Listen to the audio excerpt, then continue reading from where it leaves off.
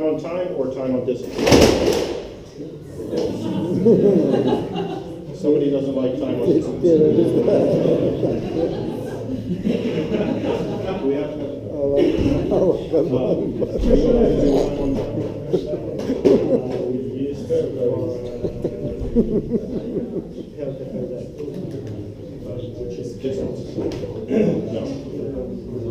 Oh, performance line. Yeah. Ah. Okay. Well, we got rid of it. Yeah. All right. Michael tells me that you guys have used performance line scoring, which is a combination of, excuse me, time on time and time on distance. We killed that. Sorry. There's a very good reason. It's because in certain circumstances, if you don't have the typical course that's used to come up with those performance line ratings, you can have very, very bad results. We can show this. We can show why. You're going to show that? Yeah, because the performance of the boat is not the performance line is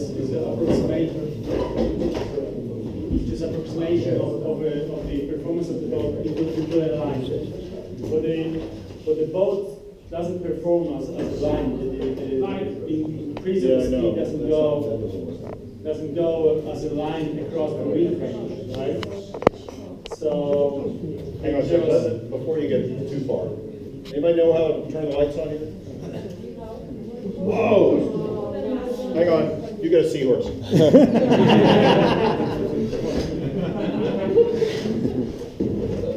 How about that? Czyli po prostu łódki generalnie performance line, to co używaliśmy z zeszłego roku w większości regat, czyli PPLD, tak? Było przybliżenie osiągów łódki w różnych siłach wiatru do linii, tak? Natomiast łódki nie zachowują się jakby w sposób jednostajny tylko przez całą spektrum wiatru. To jest jakaś krzywa jedna, tak? I różne łódki mają różne krzywe, tak? To może być krzywa taka albo krzywa taka. To jest krzywa Performance. Tutaj mamy czas, tu mamy ten, tu masz prędkość wiatru i czas. Tu jest czas. Put it little bit more in proper relation of the. So this is the wind going from 6 up to 20 knots of wind. 8, 10, 12, 14, 16. I tu będziemy mieć siłę wiatru, tak? These are the seconds per mile. The seconds you need to sail 1 mile. Normally, the curve will go like this. So in this area, it's very steep, and then as the wind goes higher, this is more flat. Now, the performance line worked in a way that you picked up the 8 and 16 knot points, and instead you approximated this with a straight line.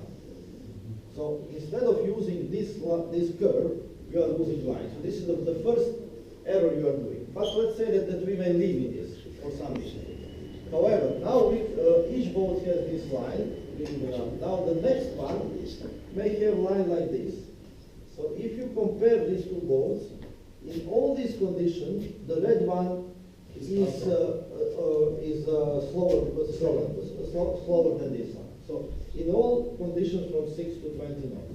But for some reason, because of the slope of this line can maybe go like this.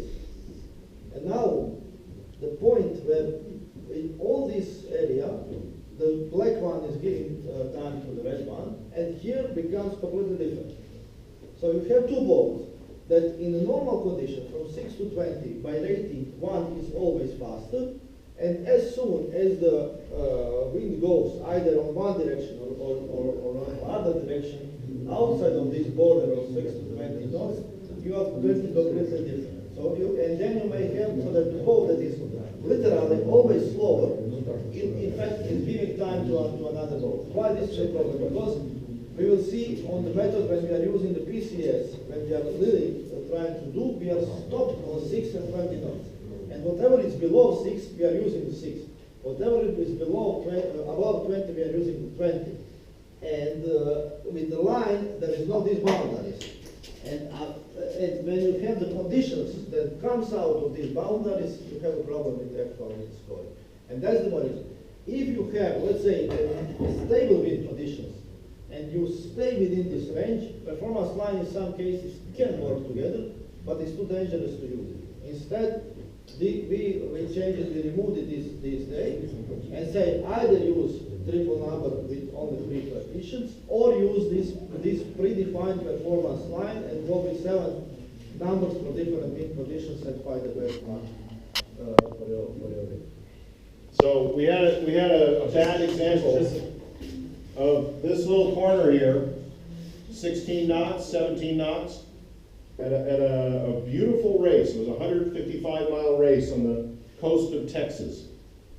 And these guys used performance line. The wind was steady all night long at around 16 to 17 knots. And this effect exactly happened, where there were strange results because of the crossovers in the way the formulation was done. So it can happen, it did happen, and we went and just cut it out, because it's too dangerous. Dla podsumowania, performance line był przybliżeniem pomiędzy 8 a 16 wyzwami. Powiedzmy, w tym zakresie to działa w przybliżeniu poprawnie, tak? Ale poza tymi zakresami pojawiały się anomalie, które zostały wyłapane i generalnie komisja stwierdziła, że trzeba usunąć tę metodę, bo pojawiają się po prostu złe wyniki, które no goło oko widać, że łódka, która jest szybsza według ratingu powinna być wolniejsza. Została ta metoda wyrzucona. The other assumption with performance line is that you're sailing all wind angles. You're sailing beat, reach, and run. This race in Texas was a reach, the whole race. Therefore, the whole thing blew up. So that's why we're not putting performance line anymore on the certificates. You can still, there's a way to score if you like, if the race committee decides.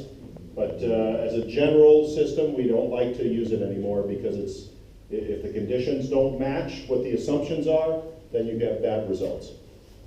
Czyli do podsumowania najbliższymi metodami zbliżonymi do performance line, które mamy teraz do wyboru, są albo ta potrójna cyfra, czyli możemy wybrać po prostu cyfrę dla słabego wiatru, średniego i silnego, albo używanie uproszczonej metody performance curve scoring dla predefiniowanych typów tras, tak? Więc możemy sobie wybrać albo góra-dół i wtedy używanie tego PCS jest relatywnie proste. Tego PCS to jest generalnie ta metoda, gdzie mierzymy kierunki wiatru, odległości i tak dalej, więc relatywnie jest to skomplikowane dla jakichś mniejszych wyścigów, gdzie nie ma tak wprawnej ekipy sędziowskiej, albo po prostu nie mamy tyle ludzi, żeby to wszystko obsłużyć. Więc jakby nie da się tego wszystkiego mierzyć, ale oczywiście też w długich wyścigach też tego się nie da pomierzyć w ten sposób. Ale dla długich wyścigów z kolei jest metoda Ocean for PCS, która jest jakby jest wciąż tym odwzorowaniem krzywej, ale dla predefiniowanej trasy. Jest tam jakieś uproszczenie. Bez fali ciągle. Całe rzeczy jest bez fali. So what we've done on certificates is put the most commonly used system. And what we're finding that's growing in popularity is not taking the full matrix of wind angles and a performance curve, but selecting low wind, medium wind, high wind, and creating ratings for those 3 simple wind bands. For a windward leeward course, or an offshore course, meaning it doesn't have to be offshore, but anything that's where you're sailing reaches and you have a variety of wind angles. That's in this section here. And these are now expressed in time on distance or time on time. Places where there's current, probably not here. Time on time is a preferred system. There's lots of places in the world time on time is used. everywhere else time on distance. The new feature of the certificates this year is it shows this in both. This system, we call a triple number system. The low wind speeds are for 6 to 9 knots, is it? High is 15 knots and over? 14 and over? 14. Okay. And medium is in between. Now, if you ask race committees, oh, is it medium or is it high? How do they know? They measure it. They can try to measure it, they can get out there with an anemometer, they can call on the radio somebody who's got instruments. But I was told by some very senior guys in Holland, in the Netherlands, who pioneered this system, if people are sitting on the leeward side of the boat going upwind, it's low.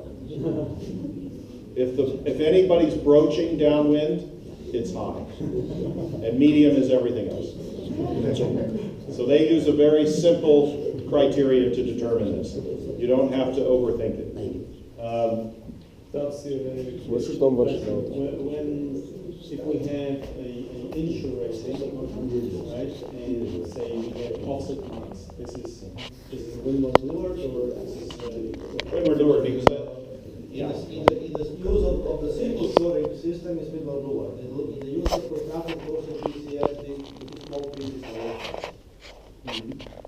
PCS attempts to model every aspect of the course.